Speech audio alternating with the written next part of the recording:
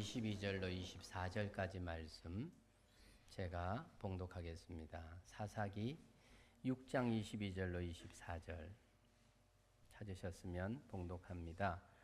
기드온이 그가 여호와의 사자인 줄 알고 이르되 슬프도소이다. 주 여호와여, 내가 여호와의 사자를 대면하여 보았나이다 하니 여호와께서 그에게 이르시되 너는 안심하라, 두려워하지 말라, 죽지 아니하리라 하시니라.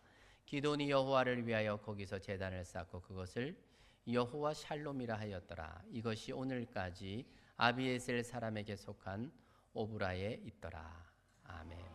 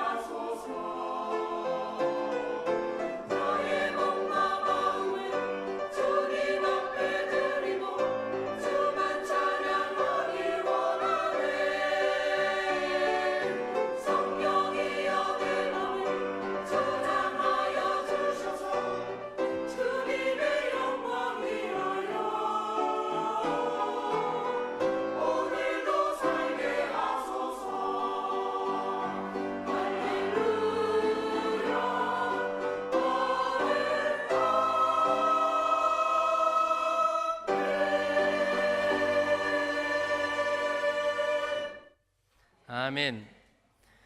우리의 찬양을 받으시기 합당하신 주님 감사합니다. 이 시간도 우리 예배를 받으시고 영광을 받아주시며 우리에게 베풀어 주실 은혜를 충만히 내려 주시기를 원합니다. 오늘도 살아계셔서 우리의 예배를 친히 받으시는 주님 앞에 주의 임재의 예배를 드리는 복된 시간만 되도록 도와주시기를 원합니다.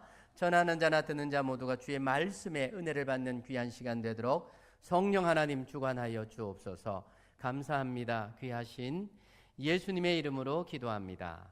아멘. 사랑하는 성도 여러분, 또 주 안에서 한 주간 평안하셨습니까?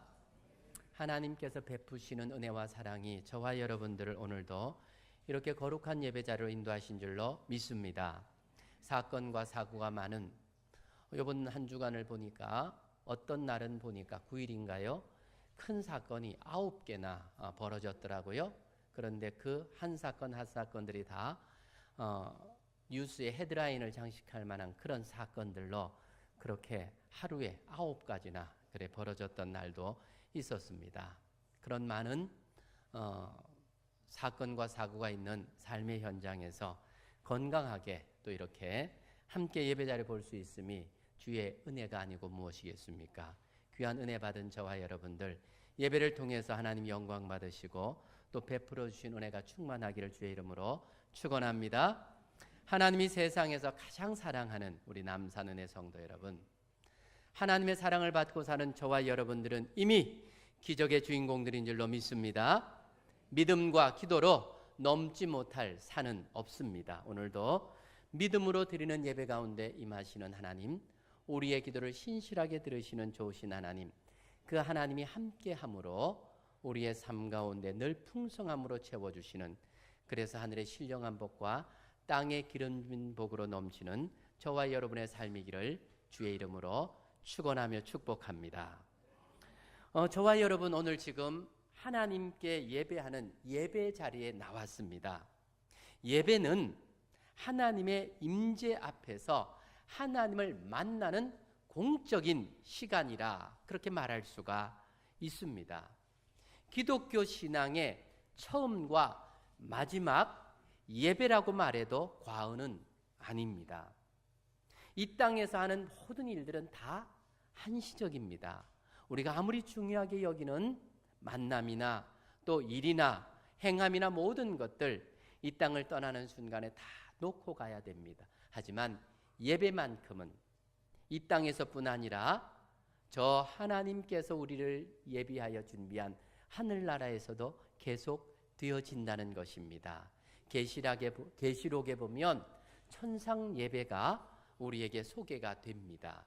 그러니까 우리가 드리는 예배는 하나님의 나라에 가서도 계속 되어지는 행위라는 사실을 기억하시기를 바랍니다. 그러니까 예배는 영원한 것입니다. 단적으로 말하면 예배가 무너지면 기독교 신앙이 무너진다, 그렇게 말할 수가 있습니다. 이 귀한 예배에 나오시면서 여러분들은 어떤 마음으로 무엇을 기대하면서 예배 자리에 나오셨습니까? 초대교회 시대에는 예배를 드리는 것은 곧 순교를 각오한 일이었습니다.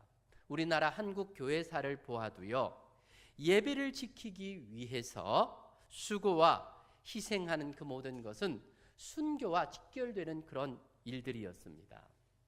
저와 여러분이 속해 있는 우리 대한예수교 장로회 고신교단이라고 하는 이것이 바로 신앙의 선배들이 목숨을 걸고 지키려고 했던 바른 예배가 있었던 자리입니다. 심사참배라고 하는 일본의 우상에게 절하지 아니하고 하나님 앞에 바른 예배를 드리기 위해서 감옥에 가는 것도 마다하지 않고 심지어는 죽음 앞에서도 담대할 수 있었던, 그러니까 예배를 붙들기 위해서 살았던 신앙의 선배들이 바로 저와 여러분이 속해 있는 우리 고신교단의 신앙의 선배들이었고, 그것이 우리 신앙의 전통이라는 사실, 아름다운 전통을 가지고 있는 저와 여러분의 교단이라는 사실을 기억할 수 있기를 바랍니다. 그런데 그때 그들이 드렸던 예배와 지금 우리가 드리는 예배, 아마 자세에 있어서 참 많은 차이가 있지 않을까 생각을 해봅니다. 과연 우리는 하나님 앞에 예배 드릴 때에 순교를 각오할 만큼의 중요한 의미심장한 마음을 가지고 예배의 자리에 나와 계시는지, 아니면 다른 것 때문에 나와 있는지, 여러분 한번 우리 자신들을 마음속으로 점검해 보시기를 바랍니다. 제가 군대에 있을 때 훈련이 참 많은 부대에 있었습니다. 여러분도 아실 것입니다. 그래서 제가 부대에 있을 때 1년에 근 한 6개월은 야전에서 생활을 했습니다. 훈련이 계속 있었지요. 그래서 저희 훈련은 그렇습니다. 성남 비행장에 가서 비행기를 타고 거기서부터 출발하면 중간에 고스란히 내린 적이 없습니다. 중간에 다 떨어뜨려 버립니다. 그러면 안 죽으려고 낙하산을 메고 뛰어내리지요. 그래가지고 거기서부터 떨어지는 순간부터 작전이 시작이 됩니다. 그러면 밤을 새워서 한 군데 집결을 하게 되지요. 그러면 한 곳을 또 이동해서 산에 들어갑니다. 그러면 산에 가서 야전삽을 가지고 이 땅굴을 팝니다. 뭐 꽃게기가 있는 것도 아니고 뭐 포크레인으로 하는 것도 아니고 야전삽, 그걸 가지고 땅을 파서, 특별히 겨울에는 훈련을 하면 땅이 얼어서 안 파집니다. 그런데 그것을 어느 정도 파면요, 또 안에는 안 얼어 있거든요. 그러면 그렇게 파서 굴을 만들어서 거기에서 12명, 13명이 기거할 수 있는 공간을 이렇게 만들고 거기에서부터 훈련이 시작이 됩니다. 그러면 이 훈련이 실전과 같은 훈련들이 참 많이 있었습니다. 여러분, 헬기 레펠이라고 아시나요? 헬기를 타고 올라가서 줄 타고 내려오는 겁니다. 그거 못할 짓입니다. 줄을 타고 내려오는데 얼마나 가슴이 떨리는지 저는 몇 번 타봤습니다. 근데 제가 제일 싫어하는 게 뭐였느냐 하면 유격입니다. 그것도 유격장에서 하는 유격은 그거는 완전히 ABC 초보고요. 저희는 산악 유격이었습니다. 완전히 그 산에 거기에다 줄을 매놓고 뛰어내려가야 됩니다. 밑에 무슨 뭐가 펜스가 있는 것도 아니고 얼마나 무서운지 제가 제일 싫어하는 게 그거였습니다. 그러면 그것도 뒤로 내려가면 안 보이니까 괜찮은데 뒤로 안 내려가요. 줄을 딱 해가지고 앞을 보면서 바위를 타고 내려가야 되는데 까마득합니다. 지금 생각해도 그 생각만 하면 등골에 식은땀이 쭉 납니다. 얼마나 겁이 나는 일들이었는지. 그런 훈련들을 하고 마지막에 천리 행군을 합니다. 천리를 2일 내지는 3일 만에 한숨도 자지 않고 걸어서 들어와서 부대로 들어오는 그런 훈련이지요. 그런 훈련들을 하면서 거의 몇 개월을 야전에서 보내면 저로서는 가장 힘들었던 게 뭐였느냐 하면 주일 예배였습니다. 야전 훈련을 하는데 종교 시간 허락해서 교회 가게 하지 않거든요. 산속에서 무슨 교회가 있습니까? 그러면 주일이 되면 보통은 훈련을 하지 않고 좀 이 정비를 합니다. 무슨 총이라든지 아니면 군장을 정비를 하는데 저는 예배를 드려야 되는데 그러면 다른 사람 밖에서 좀 휴식을 취할 때 저는 비트 안에 들어가서 혼자 작은 포켓 성경을 꺼내놓고 그리고 하나님 앞에 성경 읽고 찬송하고 기도하고 예배를 드리는데 얼마나 그 시간이 간절한지. 혼자 예배를 드리는데 눈물이 펑펑 쏟아지고 진짜 그때 예배를 드릴 때는 예수님이 곁에 계시는 것 같아요. 내 예배 가운데 함께 하시면서 내 예배를 받으시는 것 같아요. 그런데 그 예배를 드리고 나면 얼마나 가슴이 뿌듯하고 힘이 생기고 그 힘으로 또 일주일을 훈련을 견뎠던 그런 기억이 있습니다. 하나님의 함께함의 임재의 예배, 이렇게 편하게 드리는 예배보다도 하나님 앞에 어떤 규격을 가지고 드리는 예배보다도 혼자 드렸는데 그 예배가 얼마나 간절하고 그때 그 예배가 그리울 정도입니다. 하나님의 임재가 있는 예배. 여러분, 오늘 귀한 예배 자리에 나왔는데 과연 하나님의 임재하는 그런 예배를 여러분들은 드리고 계십니까? 1년이면 52주 12번의 주일 오전 예배를 드립니다.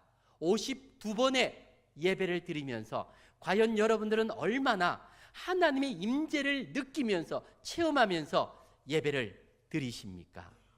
아마 그렇게 예배를 드린다면 매주가 승리하는 삶이 되게 될 것입니다. 아니, 1년에 단 한 번이라도 하나님의 진정한 임재를 느끼는 예배를 드린다면 우리 인생은 분명히 달라질 것입니다. 오늘 예배의 주인공 되시는 예수 그리스도를 만나는 귀하고 복된 예배가 되기를 주님의 이름으로 축원합니다. 오늘 이 시간 우리가 우리의 예배를 받으시는 그 주님을 만나는 시간 되기를 간절히 바랍니다. 오늘 읽은 본문의 말씀으로 좀 들어가겠습니다. 기드온이 큰 슬픔에 잠긴 장면으로 오늘 본문은 시작이 되고 있습니다. 지난 시간에 기드온에 대한 이야기를 드리면서 기드온에게 사명을 주었던 여호와의 사자가 정말 하나님이 보낸 사자인가 하는 것에 대해서 하나님 앞에 이 기드온이 표징을 구하면서 그것을 확인하고 싶어 했던 말씀을 들었을 것입니다. 그 표징을 통해서 기드온은 여호와의 사자가 하나님이 보낸 사자라는 것을 확인을 하게 되었습니다. 얼마나 영광스럽고 특별한 일이었겠습니까? 그것을 발견하고 확인했다면 우리 생각에는 이후에 나오는 장면이 어떻게 나와야 돼요? 기드온이 힘을 얻어서 이제는 용기 백배해서 자기의 사명을 감당하는 모습으로 나와야 되는데, 바로 그 확인한 바로 다음 장면이 오늘 읽었던 본문인데 무엇으로 시작하고 있습니까? 기뻐하고 감사하기는커녕 어떻게 해요? 오히려 슬프다고 고백하고 있습니다. 여호와의 사자가 진짜였다는 것을 확인하고 난 다음에 곧 슬픔에 빠져버린 겁니다. 그게 22절 말씀인데 우리 같이 한번 읽어봅시다. 기드온이 그가 여호와의 사자인 줄을 알고 이르되 슬프도소이다. 주 여호와여, 내가 여호와의 사자를 대면하여 보았나이다 하니. 우리 생각에는 어떻게 표현돼? 여호와의 사자인 줄을 알고 이르되 기쁘도소이다, 즐겁도소이다, 이렇게 돼야 되는데 슬프도소이다 라는 표현을 하고 있다는 것입니다. 지금 기드온이 슬퍼하는 이유가 무엇이겠습니까? 23절을 읽어보면 그 이유를 알게 됩니다. 이어서 같이 23절을 읽어보겠습니다. 시작. 여호와께서 그에게 이르시되 너는 안심하라, 두려워하지 말라, 죽지 아니하리라 하시니라. 지금 기드온이 왜 두려워하고 있습니까? 이유가 무엇입니까?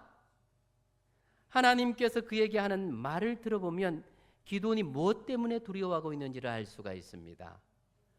죽을 것에 대한 두려움이었습니다. 지금 기드온이 불안해하고 무서워하는 이유는 자기가 이제 곧 죽게 될 것이라고 하는 생각 때문이었습니다.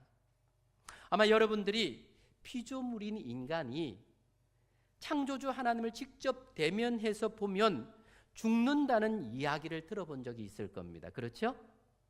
우리는 죄인이기 때문에 거룩하신 하나님을 보게 되면 죽게 될 것이다 라는 이야기를 들어보신 적이 있으시지요. 여호와 하나님을 대면하면 죽게 될 것이라고 하는 것이 바로 그 생각은 유대인들이 하나님을 경외하는 신앙이었습니다. 이 말씀은 모세와도 좀 관련이 되는 말씀인데 조금 설명을 좀 하고 넘어가겠습니다. 하나님께서 모세를 통해서 이스라엘 백성들에게 율법과 또 계명을 주셨습니다. 모세는 하나님께 하나님을 대면하여 보게 해달라고, 영광을 보게 해달라고 그렇게 요청을 하지요. 출애굽기 33장 18절에 보면 모세가 이르되 원하건대 주의 영광을 내게 보이소서.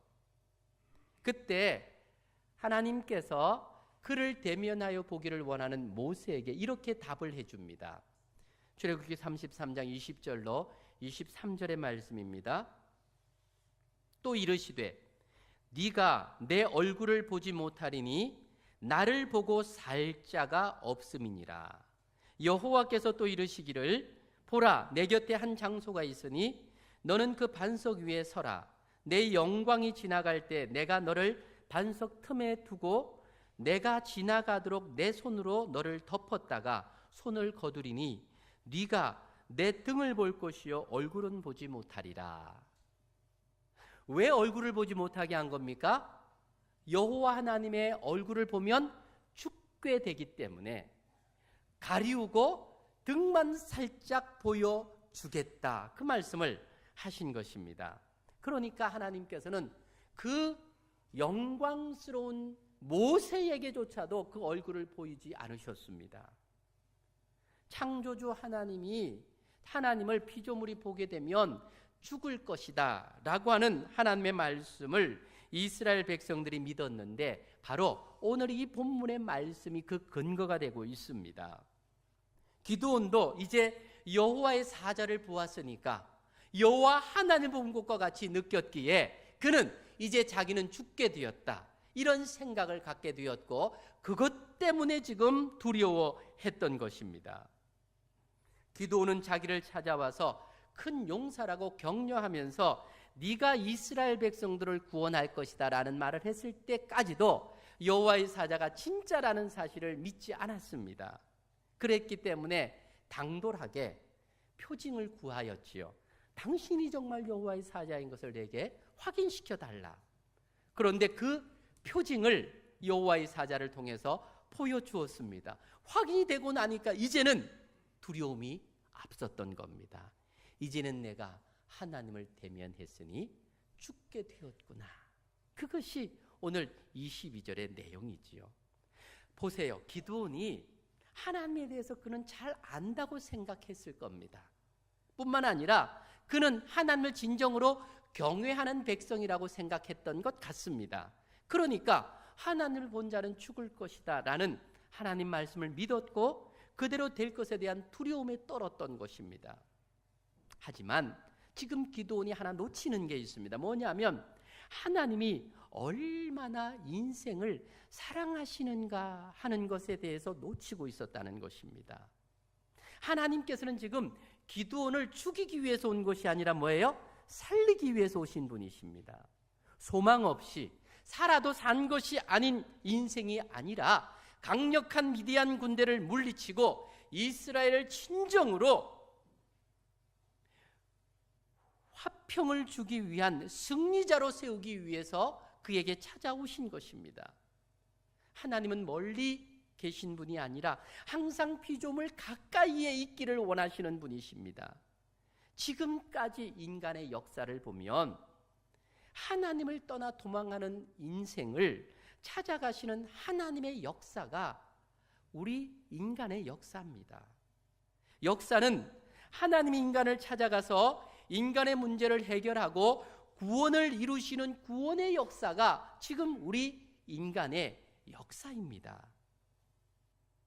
범죄하고 하나님을 떠나 세상으로 도망한 인생을 찾아오심을 기록한 역사, 바로 그것이 인간의 역사이고 바로 성경의 이야기입니다. 구약 성경은 이스라엘의 역사를 기록한 것 같지만 사실은 예수님을 기록한 예수님의 자서전이 구약 성경입니다. 신약 성경은요, 존재론적인 예수님께서 사역론적인 예수님으로 오셔서 우리에게 구원의 길을 보여주시는 예수님에 관한 이야기가 신약 성경의 이야기입니다. 성경이 기록하고 있는 이스라엘의 역사는 성경의 표면이고 이 성경의 이면, 그 안의 내용은 바로 예수님이 세상에 오셔서 인간을 하나님께로 인도하는 구원의 말씀이고 사랑의 말씀이 바로 성경의 이면의 이야기입니다. 창조주 하나님이 기드온과 이스라엘의 구원을 위해서 이 땅에 오셨는데 기드온은 그 하나님을 만나고 나서 죽음에 대한 두려움에 떨고 있는 것입니다. 두려워하는 기드온에게 하시는 하나님의 말씀이 곧 하나님의 마음이고 하나님의 속성이지요. 바로 그것이 23절의 내용입니다. 우리 아까 읽었는데 한 번 더 읽으면서 하나님의 마음을 한번 읽어봅시다. 시작. 여호와께서 그에게 이르시되 너는 안심하라, 두려워하지 말라, 죽지 아니하리라 하시니라. 하나님을 대면하면 죽게 되지만 하나님은 여호와의 사자를 보내서 그를 살려주고 있습니다.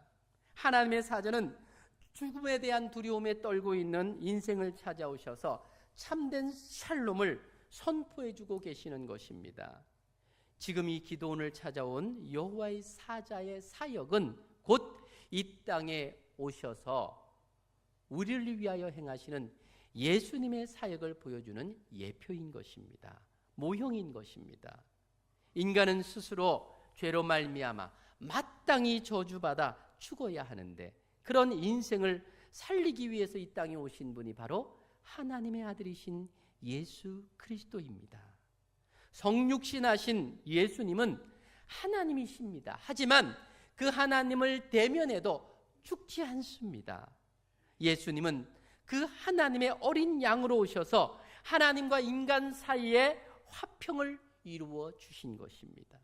예수님이 이 땅에 오셔서 자신의 몸을 우리 죄를 대신하여 화목제물이 되어 주심으로 우리를 하나님과 화목되게 하셨습니다.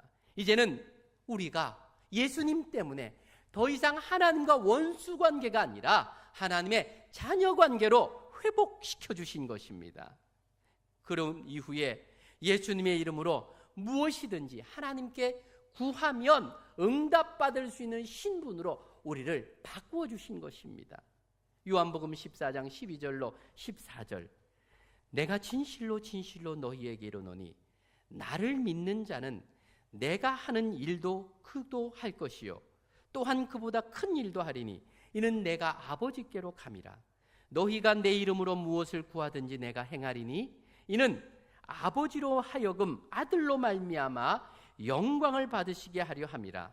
내 이름으로 무엇을 구하든지 내게 구하면 내가 행하리라. 이제는 예수님의 이름으로 무엇이든지 구할 수 있게 했고, 구하면 예수님께서 반드시 이루어 주시겠다라고 하는 약속의 말씀을 주고 있습니다.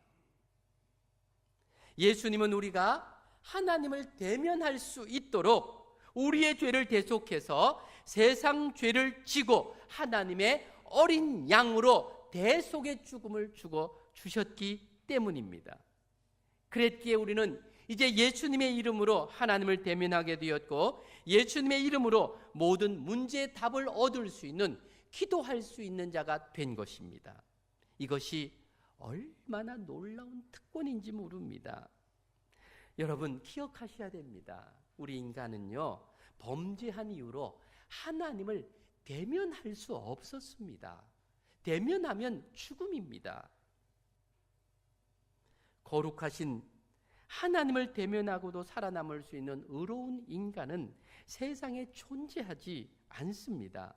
인간은 하나님을 대면하는 예배조차 드릴 수 없는 자였던 것입니다. 그래서 구약시대에 보면 인간을 대신해서 희생할 양이나 소를 가지고 오면 그 제물의 머리에 인간의 죄를 전가해서 그를 죽여 그 피를 가지고 하나님 앞에 제사 드림으로 우리의 죄를 용서받을 수가 있었습니다. 그런데 이렇게 제사를 드리고 나서 또 인간은 죄를 짓기 때문에 이 죄로 말미암아 또 죽어야 되는데, 또 이 죄를 대신해서 또 짐승이 우리를 대신해서 죽게 했습니다. 바로 그것이 구약시대의 예배, 즉 제사였던 것입니다.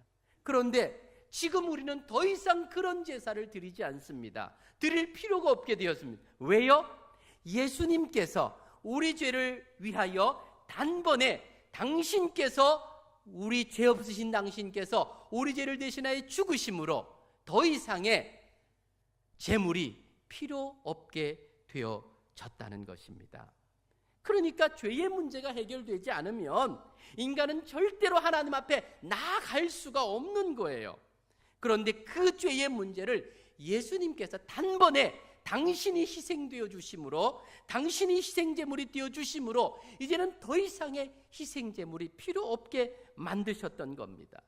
예수님께서 십자가에 죽으시는 그 순간에 마태, 마가, 누가복음에 보면 공이 한 사건을, 동일한 사건을 기록하고 있는데, 대표적으로 마가복음 15장 38절에 보면 이런 기록을 합니다.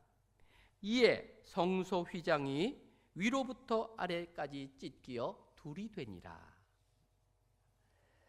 구약 시대에는 하나님을 예배하는 그 성막이 있었습니다. 성막, 지금 우리로 치면 교회를 말하는 겁니다. 이 성막 안에는 두 개로 나누어져 있습니다. 하나는 성소와 또 하나는 지성소였습니다. 이 성소와 지성소를 구분하는 바로 그 천이 있었는데 그게 뭐예요? 바로 휘장이었습니다. 휘장, 커튼이 그렇게 막고 있었습니다. 이 지성소 안에는 뭐가 있었느냐 하면 하나님의 법궤가 있습니다. 이 법궤 위가 뭐냐면 시은소, 하나님의 은혜의 보좌입니다. 즉 하나님의 임재가 있는 곳, 바로 그곳이었습니다. 그러니까 이 지성소는 하나님이 임재하는 곳이었기 때문에 아무나 들어가지를 못했습니다. 지성소에 들어가면 곧 죽었습니다. 그래서 심지어는 1년에 한 번 대제사장이 이 지성소를 들어갈 때에도 그냥 들어가지 않았습니다. 발에 방울을 달고 줄을 매고 지성소 안에 들어갔습니다. 혹 방울 소리가 안 들리면 그 죄 때문에 그 대제사장이 거기에서 즉사를 하게 됩니다. 그러면 줄을 가지고 당김으로 그 죽은 대제사장을 지성소에서 꺼내야 했습니다. 하나님의 임재가 있는 그곳, 아무나 들어갈 수 없는 곳, 하나님의 임재, 죄 없는 자, 거룩한 자만이 갈 수 있는 그곳이었습니다. 그런데 예수님께서 십자가에 죽으시는 그 순간에 어떤 일이 벌어졌어요? 그 지성소를 막고 있었던 휘장이 위에서부터 아래까지 찢어진 겁니다. 이제는 누구든지 이 지성소 안으로 들어갈 수 있는 자유가 주어졌다라고 하는 것입니다. 그래서 이 사건에 대해서 히브리 기자는 이렇게 기록합니다. 히브리서 10장 20절에 그 길은 우리를 위하여 휘장 가운데로 열어놓으신 새로운 살 길이요 휘장은 곧 그의 육체니라. 예수님께서 죄에 대한 희생제물이 되어주심으로 이제는 더 이상 희생제물이 필요 없게 되었고 예수 그리스도를 믿는 믿음이 희생제물에 되어서 감히 하나님 앞에 담대하게 나아갈 수 있게 되었다라고 하는 겁니다. 이 놀라운 결과에 대해서 히브리서 기자는 이렇게 기록을 합니다. 히브리서 4장 14절로 16절의 말씀. 그러므로 우리에게 큰 대제사장이 계시니 승천하시니 곧 하나님의 아들 예수시라. 우리가 믿는 도리를 굳게 잡을지어다. 우리에게 있는 대제사장은 우리의 연약함을 동정하지 못하시리가 아니요 모든 일에 우리와 똑같이 시험을 받은 이로되 죄는 없으시니라. 그러므로 우리는 긍휼하심을 받고 때를 따라 돕는 은혜를 얻기 위하여 은혜의 보좌 앞에 담대히 나아갈 것이니라. 여러분, 이 말이 이해가 되십니까? 무슨 제가 지금 설교하는 게 좀 알아듣겠어요? 전 좀 걱정이 돼요. 내가 지금 너무 어렵게 하나? 근데 이건 너무너무 중요한 이야기예요. 이제 우리는 예수님의 은혜를 힘입어서 은혜의 보좌, 즉 그 지성소 안에 있는 하나님의 임재가 있었던 그곳에 담대히 나아갈 수 있는 자가 되었다라고 하는 이 축복의 메시지가 바로 이겁니다.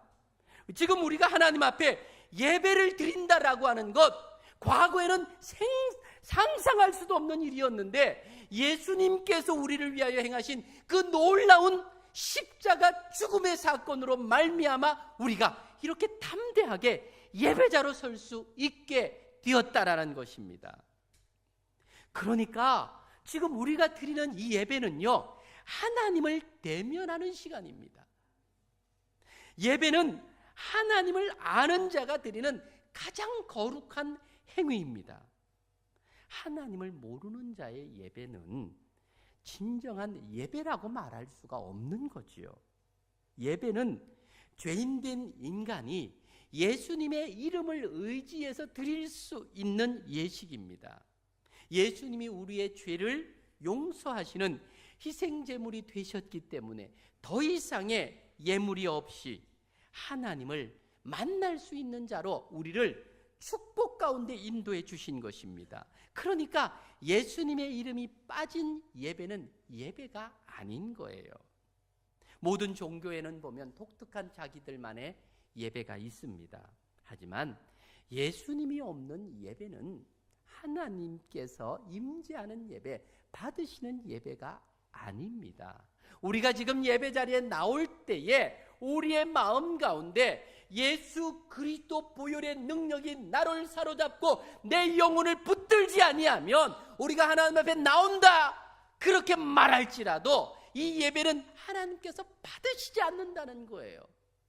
예배에 나올 때, 그러니까 우리가 예배 전에 좀 일찍 나와서 예수님의 보혈의 능력을 의지해서 우리가 감히 하나님 앞에 나아갈 예배자로 섰다라고 하는 그런 준비 기도가 필요한 겁니다. 허겁지겁 와서 하나님 앞에 앉아있다고 예배가 아니라 우리의 그 마음에 믿음으로 준비하고 나아가는 예배, 그 예배가 하나님의 임재를 경험하는 예배로 연결되어진다는 사실을 기억하셔야 됩니다. 타락한 인간은 나름의 형식을 통해서 하나님을 찾고 있지만 하나님이 우리에게 허락하신 예배는 예수 그리스도를 통해서 드리는 예배밖에는 없습니다. 오늘 기도는 하나님을 대면한 것 때문에 지금 절망하고 있는 거예요. 이제는 정말 죽었구나 떨고 있는 거예요. 그러나 하나님은 슬퍼하는 기도원을 만나주시고 그에게 평강을 약속하고 있습니다. 기도원은 하나님을 위하여 그 제단에서 예배를 드립니다. 24절 말씀이죠. 같이 한번 읽겠습니다. 하나님, 기도원이 여호와를 위하여 거기서 제단을 쌓고 그것을 여호와 샬롬이라 하였더라. 그것이 오늘까지 아비에셀 사람에게 속한 오브라에 있더라. 기도는 여호와 하나님을 대면하여 보고도 죽지 않는 하나님의 사랑을 경험하게 됩니다. 더 이상 두려움의 하나님이 아니라 징계의 하나님이 아니라 평강의 하나님, 사랑의 하나님을 경험하게 됩니다. 기도는 비록 구약의 성도이지만 그곳에서 메시아 되시는 예수님을 경험하고 알게 되는 축복을 받게 된 것입니다. 이제 기도는 더 이상 포도주 틀에 숨어서 밀이나 타작하는 겁쟁이 졸장부가 아닙니다. 여호와의 사자가 말한 것처럼 큰 용사가 되어서 자신이 만난 샬롬의 하나님을 선포하는 자가 되어서 만백성 앞에 서서 이스라엘의 지도자로 세움을 받게 된 것입니다.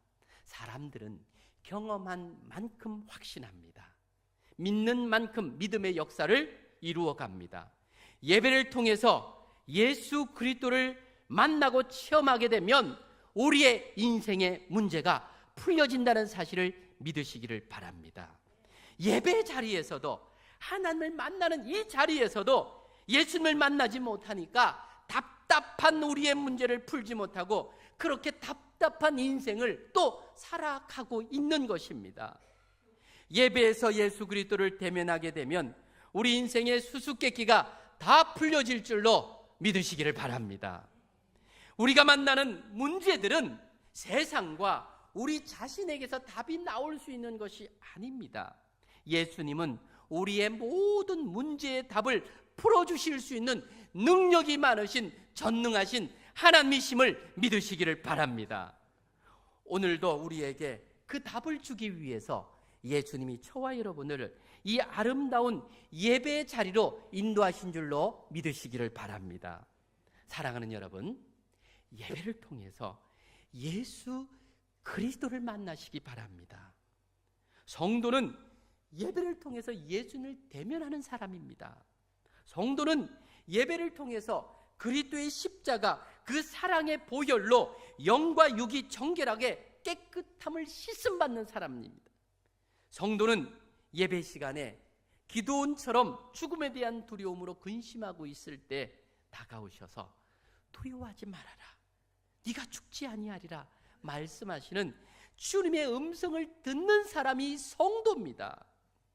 우리의 예배를 받으시는 예수님과 상관없이 몸만 이 자리에 앉아있는 자는 바른 예배자가 아닙니다.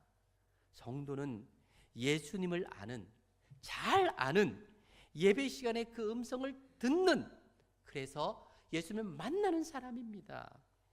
예배를 통해서 예수님을 만나면 우리는 성숙한 하나님의 자녀로 세상을 이기며 살아갈 수가 있는 것입니다. 예배를 드리면서도 자신의 문제에 빠져서 예수님의 음성을 듣지 못하고 자신의 문제에서 벗어나지 못해서 마음을 다른 곳에 둔다면 우리는 실패한 예배자가 될 수밖에 없는 것입니다. 그렇기 때문에 성도는 예배를 통해서 예수님을 구하고 예수님을 찾고 예수님을 두드리는 자가 되어야 됩니다. 제가 지금 3주째 이 말씀을 지금 인용하고 있는데요. 들어보십시오. 예레미야 29장 12절로 13절의 말씀입니다. 너희가 내게 부르짖으면 내게 와서 기도하면 내가 너희들의 기도를 들을 것이요 너희가 온 마음으로 나를 구하면 나를 찾을 것이요 나를 만나리라. 구하고 찾는 자 주님께서 만나주시겠다고 분명하게 약속하셨습니다.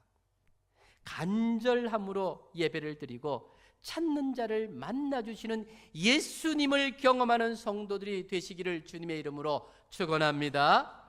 간절함으로 예배를 드리는 자와 건성으로 예배를 드리는 자는 생명과 사망의 차이입니다. 예배 시간에 성경 말씀을 통해서 그렇게도 많이 하나님의 음성을 들었으면서도 조금도 내 생각이, 내 인격이, 내 삶이 변화되지 않고 있다면, 그런 내 모습이라면 나는 지금 간절함으로 예배 드리고 있는 것이 아닙니다. 하나님을 만나는 임재 예배를 드리고 있는 것이 아닙니다. 사랑하는 성도 여러분, 기드온과 이스라엘이 7년 동안 미디안의 압제를 받은 것은 이스라엘이 하나님을 찾게 하기 위한 하나님의 부르심이었습니다. 우리가 인생에 만나는 참 많은 문제들, 바로 이것들은 다 예수님을 대면하여 만나게 하기 위한 우리 주님의 부르심이었던 것입니다. 우리가 삶에서 수고하고 인생의 무거운 짐을 느끼게 하는 것은 예수님께서 우리에게 주님의 쉼 안에 들어오라고 하는 주님의 간절한 부르심이었던 것입니다. 그래서 마태복음 11장 28절의 말씀이죠. 수고하고 무거운 짐진 자들아 다 내게로 오라. 내가 너희를 쉬게 하리라. 할렐루야. 인생살이에 수고하고 무거운 짐들 예수님 앞에 내려놓는 시간이 바로 예배 시간입니다. 내 삶의 모든 문제들을 주님 손에 맡기고 위탁하는 그 시간이 바로 이 시간, 하나님 앞에 드리는 예배 시간입니다. 그럴 때에 주님은 우리에게 말씀하십니다. 내가 너희에게 샬롬으로 응답하리라. 기드온이 여호와 하나님을 만나고 평화하게 된 것을 기념하여 쌓은 제단의 이름이 여호와 샬롬이라. 샬롬이 영어로는 뭐죠? 피스, 평화입니다. 샬롬이 우리나라 말로 뭐죠? 살롬입니다. 예배 가운데 주님을 만나면 우리는 샬롬의 하나님, 우리를 살려주시는 하나님의 은혜의 백성들이 되는 것입니다. 예수님을 만나지 못하면 우리는 샬롬이 아니라 죽을 놈이 되는 겁니다. 주님께서 구원의 사역을 마치시고 이 땅을 떠나실 때 제자들에게 말씀하십니다. 떠난다는. 그때 제자들이 근심하면서 예수님께 예수님 떠나지 마십시오 요구할 때 주님께서 제자들에게 하신 말씀입니다. 요한복음 14장 27절. 평안을 너희에게 끼치노니 곧 나의 평안을 너희에게 주노라. 내가 너희에게 주는 것은 세상이 주는 것과 같지 아니하니라. 너희는 마음에 근심하지도 말고 두려워하지도 말라. 여호와 하나님을 만나면 하나님께서 우리에게 주시는 선물이 바로 평안입니다. 예수님은 평안의 하나님, 샬롬의 하나님이십니다. 세상의 물질은, 많은 것들은 우리에게 편안함은 줄지 몰라도 내 마음에 평안은 주지 못합니다. 예배를 통해서 샬롬의 주님을 만나게 될 때에 하늘로부터 내리는 그 참된 선물, 평안을 우리가 받을 수가 있는 것입니다. 그 누구도, 그 어떤 환경도 하나님이 주시는 이 평안은 빼앗아가지 못하는 것입니다. 하나님이 주시는 평안이 내 안에 임하게 되면 내가 사망의 음침한 골짜기로 다닐지라도 해를 두려워하지 않으며 평안을 누리게 되는 것입니다. 저는 예수 믿으면서 한 가지 소원이 있습니다. 그게 뭐냐 하면, 제가 지금 나이가 생각해 보니까 벌써 58이에요. 아니, 놀래는 건 뭡니까? 다 알면서. 근데 저희 집 사람이 저한테 몇 살까지 살 것 같아요? 그러더라고요. 뜬금없이. 그래서 제가 아무 말도 안 했습니다. 내가 모르기 때문에. 그런데 몇 살까지 살든지 언제까지 살든지 분명한 하나는 언젠가는 죽는다는 겁니다. 하나님 앞에 가야 된다는 겁니다. 과거에는 제가 이 죽음에 대해서 어떻게 기도했었느냐 하면, 하나님, 자는 잠에 가게 해주세요. 그렇게 기도했거든요. 뭐 사고를 당하거나 뭐 그렇게 좀 그런 죽음 아니라 자는 잠에. 그런데 제가 기도 제목이 달라진 것이 하나 있습니다. 뭐냐면, 하나님, 예배 드리다가 하나님 손잡고 하늘나라 가게 해주세요. 그게 너무너무 소원이에요. 뭐 나이가 몇이든 상관없어요. 지금 50년, 59에 가도 상관없고 60에 가도 상관없고, 아니 100세에 가도 상관이 없고, 어떤 순간이라도 힘이 없고 말도 듣지 못하고 말도 못하는 그런 상황이 아주 건강하게 예배 드리다가 탁 주님의 부르심을 받는. 어제 그 황금빛 내 인생 보니까 그 천호진 씨가 마지막 기타 연주를 탁 하고요, 의자에 딱 앉아서 태양을 보면서 쫙 가리다가 딱 멋지게 가더라고요. 야, 저는 죽음에 대한 것을 보면서 그렇게 멋있는 죽음을 각색하는 게 참 대단하다 생각했는데, 이게 아니라 저는 여러분 다 눈 감고 축도하고 축도 다 끝나고 난 다음에 갑자기 목사님 광고해야 되는데 안 나타나는 거예요. 보니까 이 앞에서 목사님이 돌아가셨더라. 저는 너무 그랬으면 좋겠어요.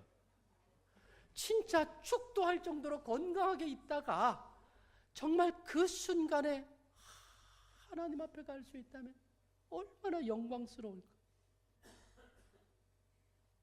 여러분, 누군가나 한 번은 다 죽습니다. 언젠가는 다 하나님 앞에 서야 됩니다. 여러분, 어떤 모습 가운데서 주님 앞에 서기를 원합니까? 멋진데 놀러 갔다가 사고 나서 죽고, 병원에서 누워있다가 눈만 껌뻑껌뻑하다 죽고, 막 그게 나쁘다는 건 아니지만, 그것보다 여러분 마음의 소원을 가지십시오. 건강하게 교회 내 발걸음으로 와서 예배 드리다가, 예배 드리는 중간에 예배 가운데 하나님 앞에 부르심을 받을 수 있다면 할렐루야! 얼마나 멋집니까? 예배는 하나님을 만나는 시간입니다. 주님을 만나고 내 영혼이 주님으로 인해서 문제가 풀리고 기쁨이 오고 평안이 오고, 그래서 그 가운데 주님과 영원한 안식에 들어갈 수 있다면 이것보다 더 복된 삶이 어디 있겠습니까?